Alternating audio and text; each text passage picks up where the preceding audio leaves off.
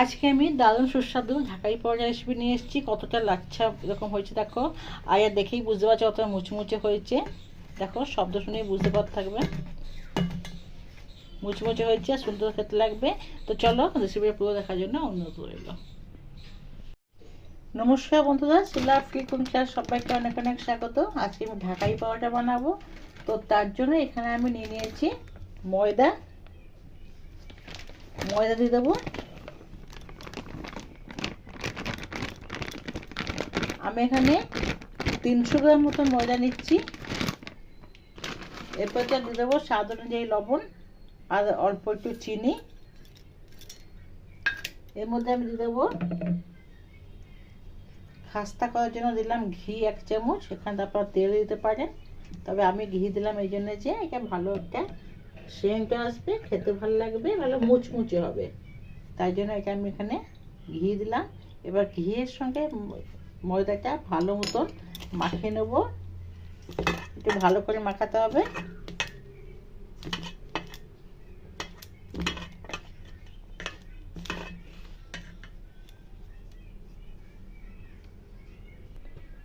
ময়দার সাথে ঘিকে ভালো করে এরকম মেখে মেখে আমি মিশিয়ে দিয়েছি। এরপর দেখো এই যে মুঠো করলে একটা দলা পাকিয়ে যাবে, আবার গুঁড়ো করে দিলে সব ঝুরঝুরা হয়ে যাবে। এরকম করলে খাস্তাটা ভালো হবে। এরপর অল্প অল্প জল দিয়ে আমি এটা একটা লুচি এরকম আমাদের মাখা হয় ওরকম মেখে নেব।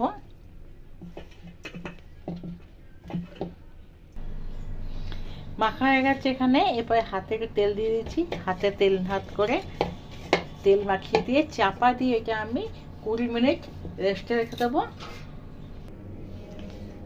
বাকিতে নিয়ে নিয়েছি 3-4 চামচ পরিমাণে তেল, সাদা তেল নিয়েছি, আর দিয়ে দেবো এখানে কর্নফ্লোর পাউডার।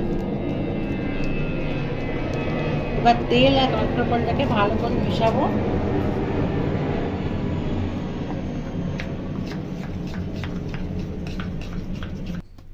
এভাবে মিশিয়ে নিলাম, পুরো ডালদা টাইপের হয়ে গেছে দেখো।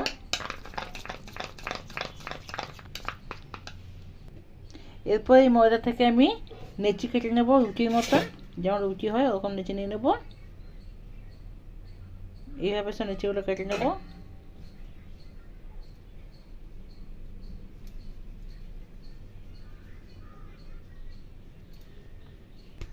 একটা নেচে নিয়ে নিলাম, হাতে তেল লাগিয়ে দিয়েছি একটু।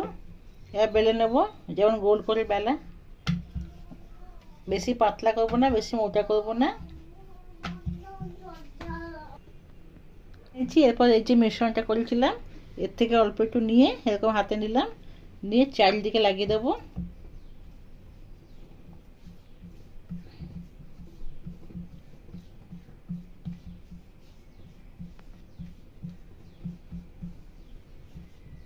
চারিদিকে লাগানোর পরে একটা ছুরি নেব, এটা মাঝখান থেকে নিয়ে কেটে নেব। ছুরি দিয়ে মাছ বরাবর কেটে নিয়েছি। এরপর এটাকে এরকম গোল করে করে সমান করে আমি গোল করার চেষ্টা করব। এই যে গোল করে নিলাম।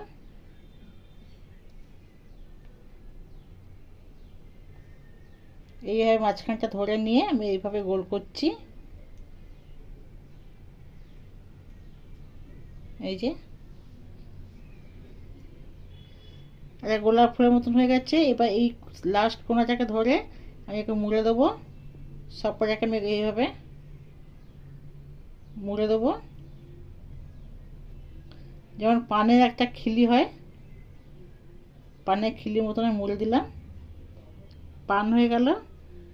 এরপর এই যে লাস্ট জায়গাটা আছে এটাকে আমি এখন অল্প করে কেটে নেব। দেখো কত সুন্দর লেয়ারটা বয়ে যাচ্ছে। তৈরি হয়ে গেল। এখানে একটা লাচ্ছা পরোটা নিচ্ছি, এইভাবে সব কটা করবো। একটাকে এইভাবে বেড়ে নেব।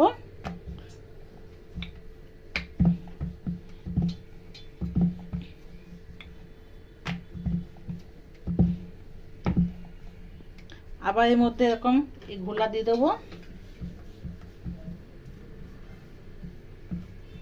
চারিদিকটা ঘোলা দেওয়ার পরে ছুরি দিয়ে আবার মাছ বরাবর কেটে নেব। এভাবে আবার গোল করে নেব।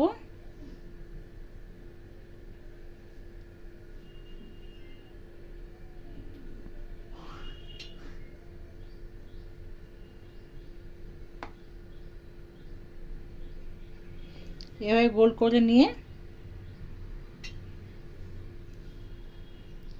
এই খিলিটাকে এর মধ্যে ঢুকিয়ে দিয়ে সবগুলোকে এরকম পানের খিলি মতন ভেতরে ঢুকিয়ে দেবো।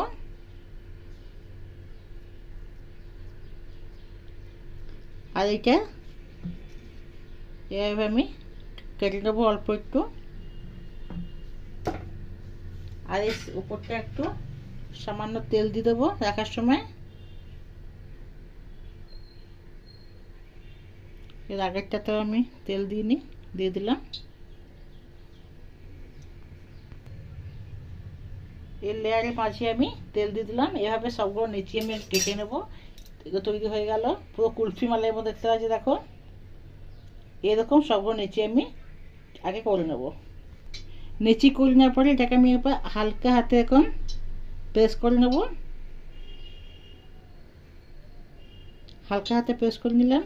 এরপর এটা অল্প তেল দিয়ে বেলবো।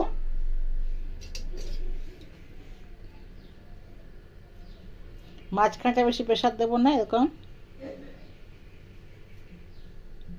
বেলে দেবো আগে।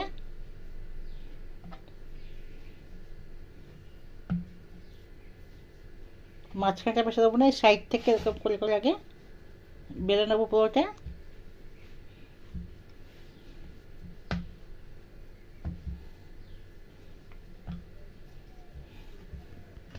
আমি বেলে নিলাম।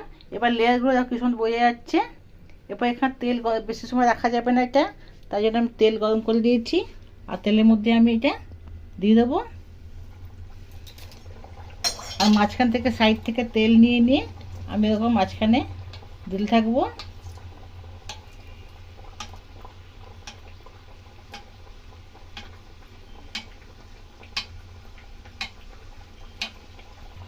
যত রকম সাইড থেকে তেল দেবে তত রকম মাঝখান থেকে লেয়ারগুলো ফাটবে, লেয়ারগুলো ছেড়ে ছেড়ে যাবে। উল্টিয়ে নেব।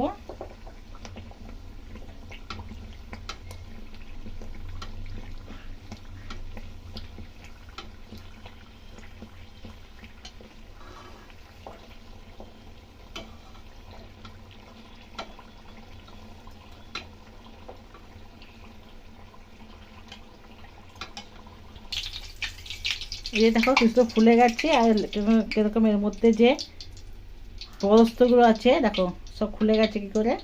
কতটা মুচমুচে হয়েছে দেখলে বুঝতে পারছো খাস্তা কতটা হয়েছে। এই যে ভেতরে তেলটা চলে গেছে, এটা এরকম করে ছেঁকে নিতে হবে ভালো করে। তৈরি হয়ে গেল। এখানে একটা ঢাকাই পরোটা এভাবে আরেকটা করে দিই। আর একটা ভেজে নেবো এভাবে। যত মাঝখানে তেল ঢালা যাবে তত ওটা লেয়ারগুলো একটা করে ছেড়ে যাবে।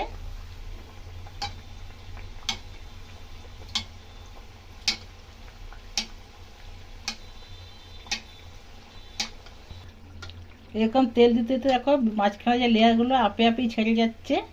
লাচ্ছা পরোটার যে লেয়ার থেকে ছেড়ে যাচ্ছে। এটা উল্টিয়ে দিয়ে আবার ভালো করে ভেজে নেব।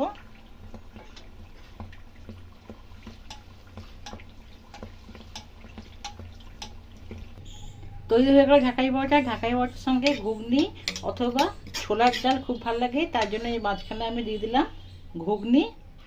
তৈরি হয়ে গেল এখানে আমার ঢাকাই পরোটা। রেসিপিটা কেমন লাগলো অবশ্যই কমেন্ট করে জানাবে। ভালো লাগলে লাইক করবে। আমার নিত্য নতুন রেসিপি আপলোড পাওয়ার চ্যানেলকে সাবস্ক্রাইব করে দেবে। ভালো থাকবে, সুস্থ থাকবে। কালকে আবার কোনো স্টেশন দেখা হবে। ধন্যবাদ।